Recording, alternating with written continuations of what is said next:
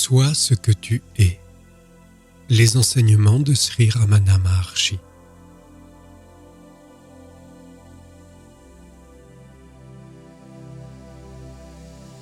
Chapitre 4.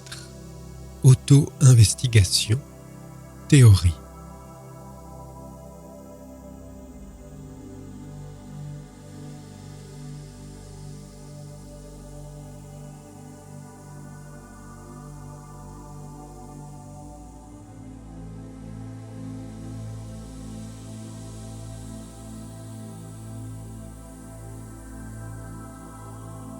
L'esprit n'est rien d'autre que la pensée « je ». L'esprit et l'ego ne sont qu'une seule et même chose, de même que les autres facultés mentales, telles que l'intellect et la mémoire. L'esprit, l'intellect, l'entrepôt des tendances mentales et l'ego ne sont tous que l'esprit unique. C'est un peu comme les différents noms qu'on donne à un homme selon sa fonction. Ce principe individuel, jiva, n'est rien d'autre que ce qu'on appelle âme ou ego.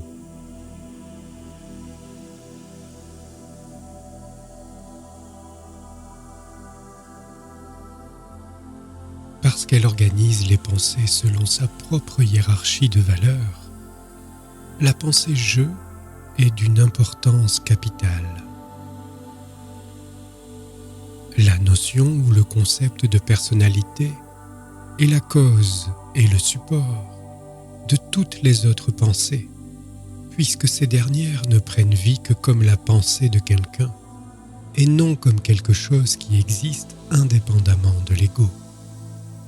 C'est donc l'ego qui fait montre de cette activité noétique. La seconde et la troisième personne, tu, il, n'apparaissent qu'en relation avec la première personne et seulement après que la première personne soit apparue.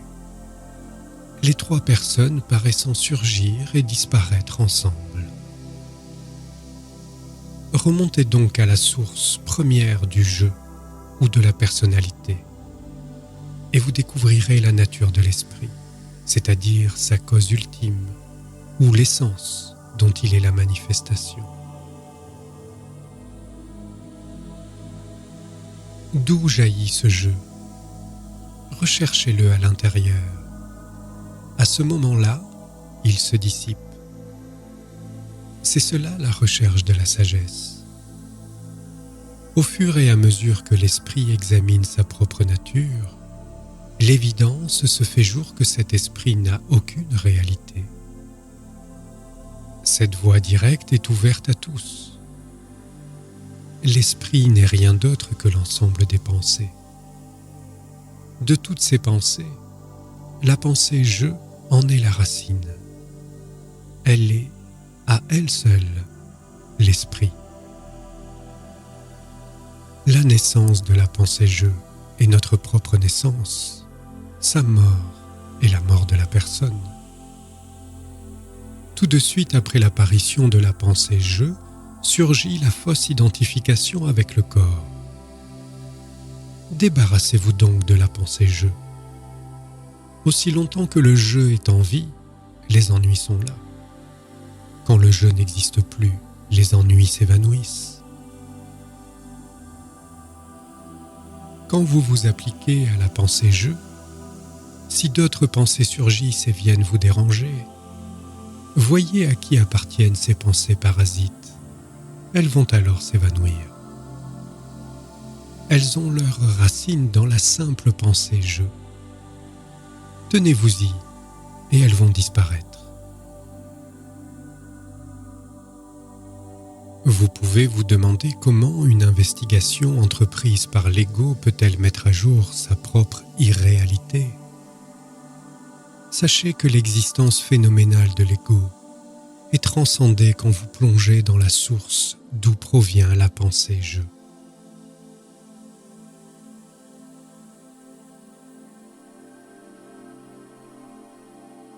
Le Yoga Vasishta et d'autres textes anciens décrivent l'ego comme ayant une triple forme.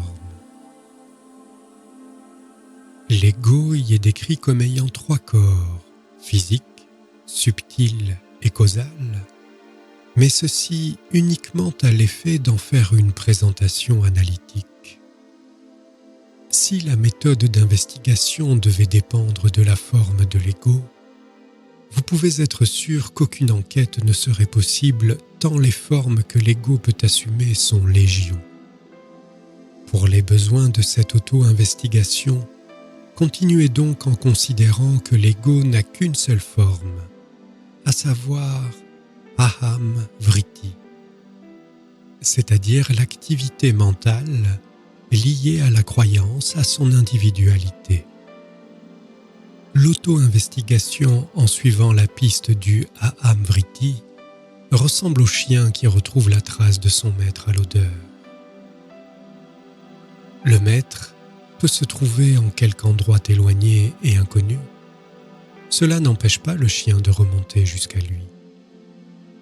L'odeur du maître est un indice infaillible et tout le reste, à savoir les vêtements qu'il porte, son port, sa taille, etc., n'a aucune importance.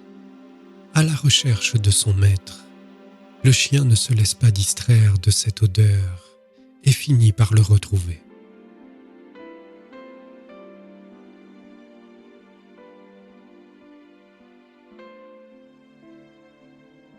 La question demeure malgré tout de savoir pourquoi la recherche de la source du jeu en particulier, plutôt que celle d'autres sources d'activité mentale, devrait être considérée comme le moyen direct pour atteindre la réalisation du soi. L'usage veut que le concept complexe du je ou du je suis soit assimilé à aham vritti. En fait, il ne s'agit pas d'une activité semblable aux autres activités de l'esprit. À la différence des autres vrittis, les autres conditionnements, qui ne sont pas par essence en relation mutuelle, l'activité du je est fondamentalement reliée, et au même degré, à chacune des activités de l'esprit. Il ne peut y avoir d'autre activité sans le aham vritti, mais ce dernier peut subsister sans dépendre d'aucun autre vritti de l'esprit. Il est radicalement différent des autres activités. Voilà pourquoi la recherche de l'origine de aham vritti n'est pas simplement la recherche de ce qui sous-tend l'une des formes de l'ego, mais l'investigation de la véritable source d'où jaillit l'affirmation du « je suis ». En d'autres mots, la recherche et la prise de conscience de la source de l'ego sous la forme de aham vritti implique la transcendance de l'ego sous chacune de ses formes possibles.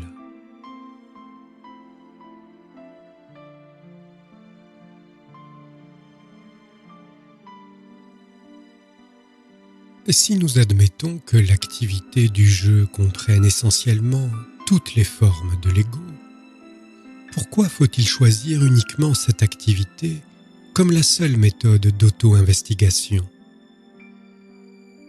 Eh bien parce qu'il s'agit d'une donnée irréductible de votre expérience et parce que c'est le seul moyen pratique à adopter pour réaliser le soi.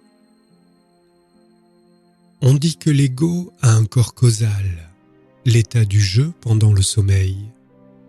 Mais comment pouvez-vous en faire le sujet de votre investigation ? Quand l'ego adopte cette forme, vous êtes plongé dans l'obscurité du sommeil.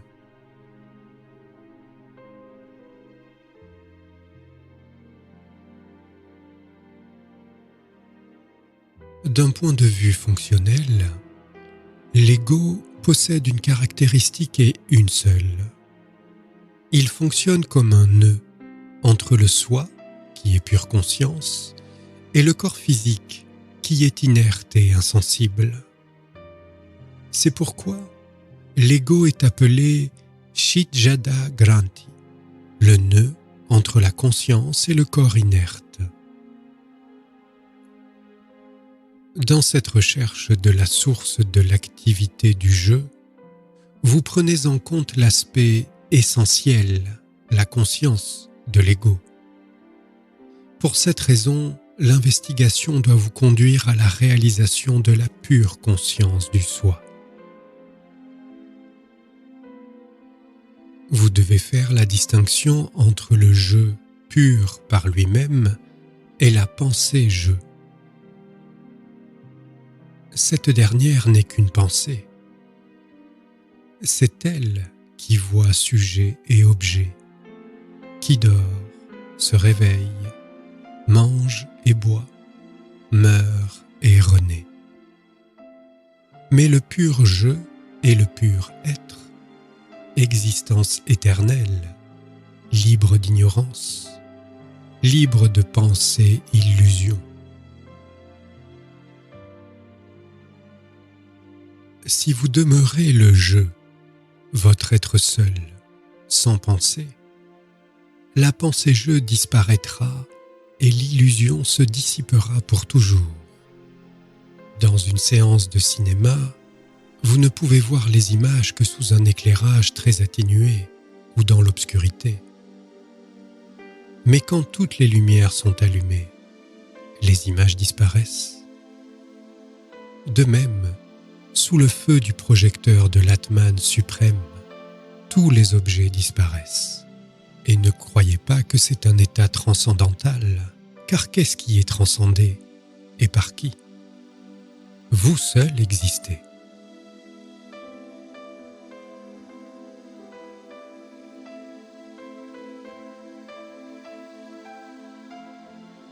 On dit que le soi est au-delà de l'esprit, et pourtant, la réalisation se fait avec l'esprit. Le soi ne peut pas être conceptualisé par l'esprit, et pourtant l'esprit seul peut le réaliser. Comment concilier ces contradictions? L'Atman est réalisé avec un esprit mort, c'est-à-dire un esprit dépourvu de pensée et tourné vers l'intérieur. L'esprit voit alors sa propre source et devient cela, le soi. Il n'est pas du tout comme un sujet percevant un objet. Quand la pièce est sombre, on a besoin de l'éclairage d'une lampe pour que l'œil puisse voir les objets. Mais quand le soleil s'est levé, on n'a plus besoin de lampe. Pour voir le soleil, on n'a pas besoin d'une lampe. Il suffit de tourner ses yeux vers le soleil qui est lumineux par lui-même. C'est pareil avec l'esprit. La lumière réfléchie de l'esprit est nécessaire pour voir les objets. Pour voir le cœur, il suffit à l'esprit de se tourner vers l'intérieur. Alors l'esprit se perd et le cœur brille de tout son éclat. L'essence de l'esprit n'est que pure connaissance ou pure conscience. Cependant, tant que l'ego domine, il fonctionne sous la forme de facultés de raisonner, de penser ou de sentir. L'esprit cosmique n'étant pas limité par l'ego, il n'y a rien qui soit autre que lui. Il n'est que conscience. C'est ce que la Bible veut dire dans l'Exode, chapitre 3, verset 14, par « Je suis celui qui est ».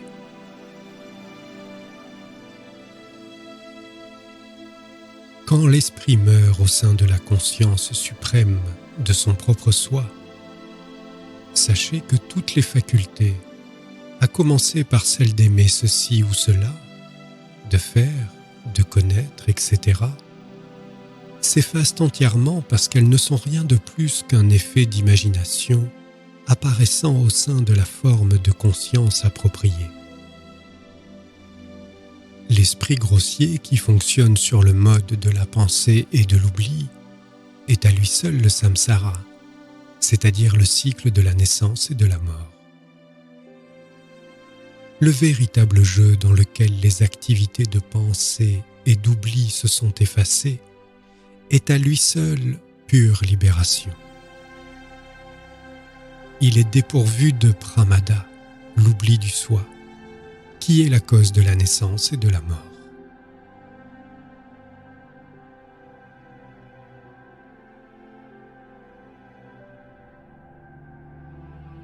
Vous voulez savoir comment détruire l'ego?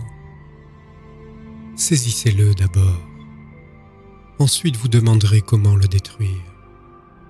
Mais qui pose la question? C'est l'ego. Cette question permet à coup sûr d'entretenir l'ego, mais pas de le détruire. Si vous cherchez l'ego, vous allez trouver qu'il n'existe pas. C'est la façon de le détruire.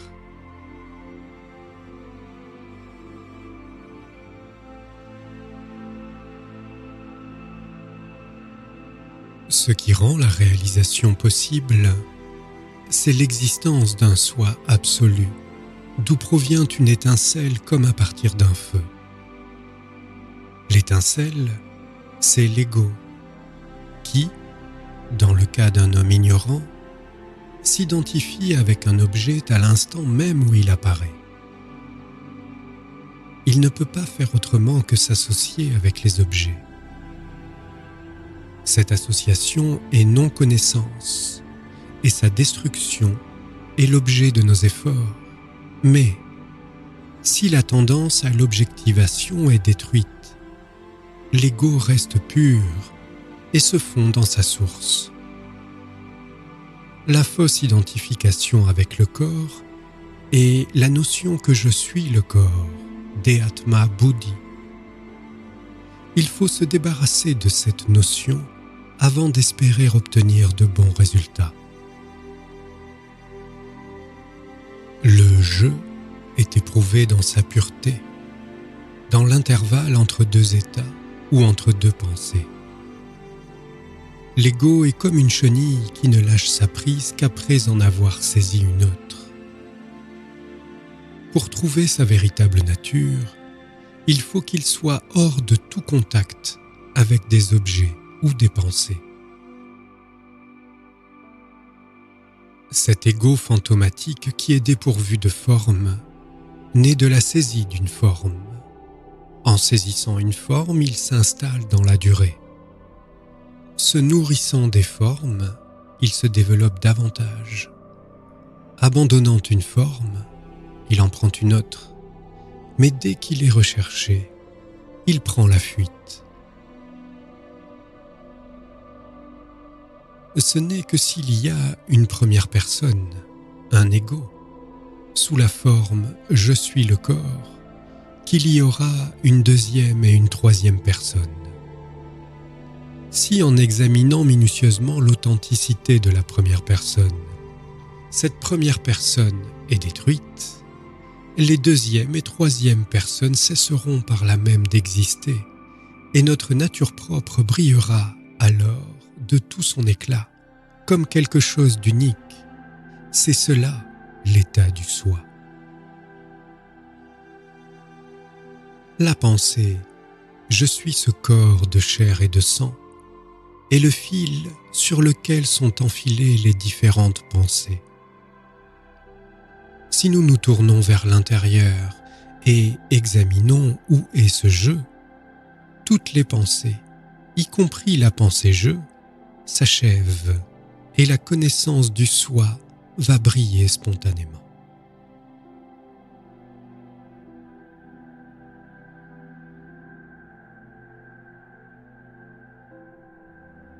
Vichara, l'auto-examen, l'investigation est la méthode unique de réalisation.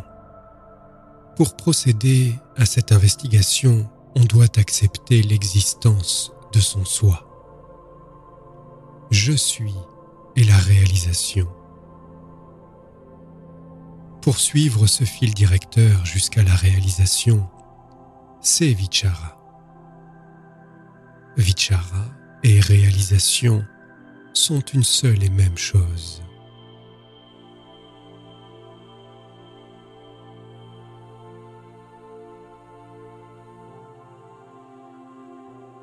Vous vous demandez sur quoi dois-je méditer? Mais la méditation implique un objet sur lequel méditer, tandis que dans Vichara, il n'y a que le sujet sans objet. C'est là que gît la différence. La méditation, ou dhyana, est concentration sur un objet.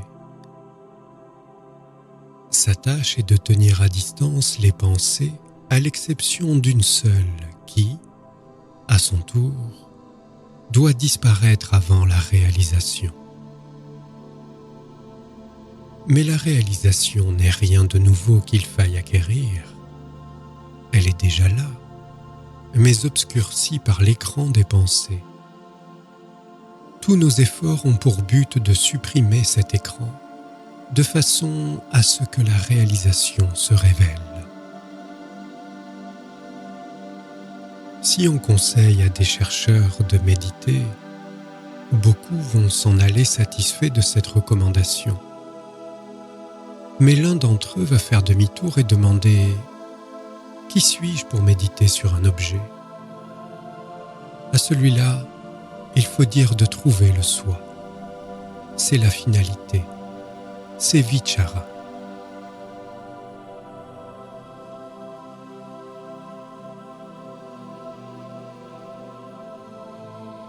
Vichara est suffisant en l'absence de méditation, car Vichara est le moyen et aussi le but. Je suis est le but et la réalité ultime.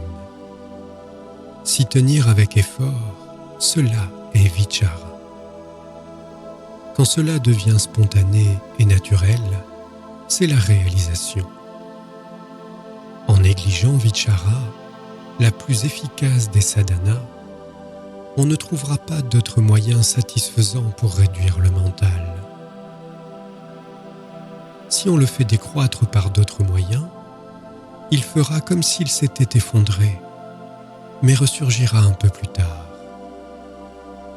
L'auto-investigation est le seul moyen direct et infaillible de réaliser l'être absolu, inconditionné que vous êtes en réalité.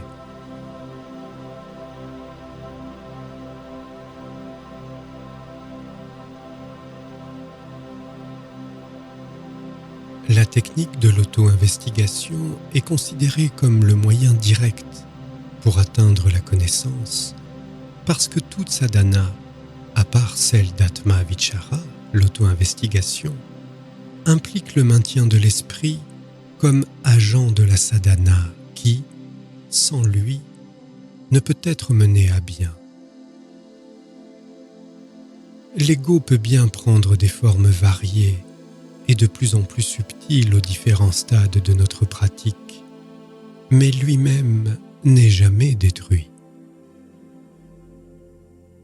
Quand Janaka s'exclamait « Maintenant j'ai trouvé le voleur qui m'a complètement ruiné, il doit être exécuté », le roi voulait parler en réalité de l'ego ou de l'esprit.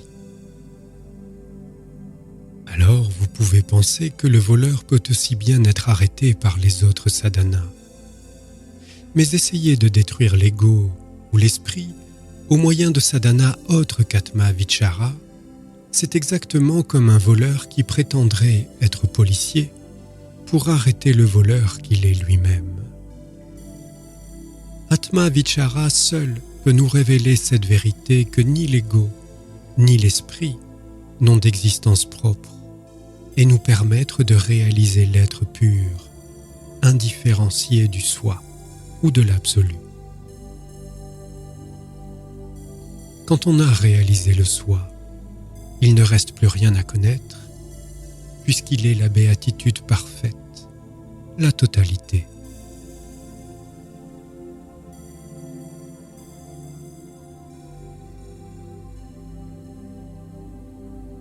L'attention portée à son propre soi, qui est le toujours lumineux je, la réalité unique, indivisible et pure, est le seul radeau avec lequel l'individu, leurré par la pensée « je suis le corps », puisse traverser l'océan des naissances sans fin.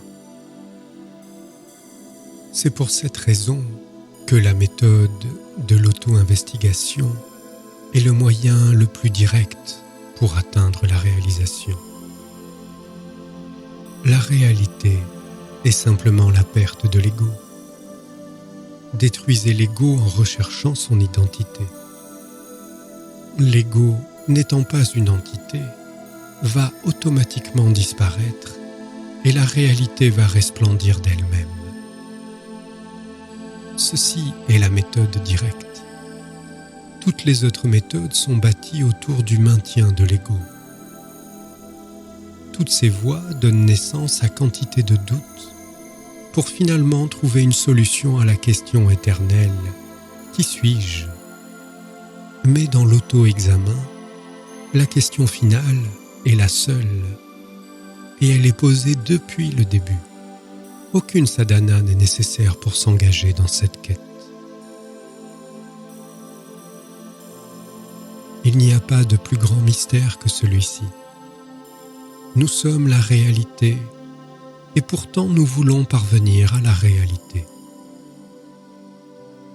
Nous pensons que quelque chose nous cache notre réalité et que ce quelque chose doit être détruit avant d'atteindre la réalité. Cela est ridicule. Un jour viendra où vous rirez vous-même de vos efforts passés. Et ce jour-là est déjà ici et maintenant.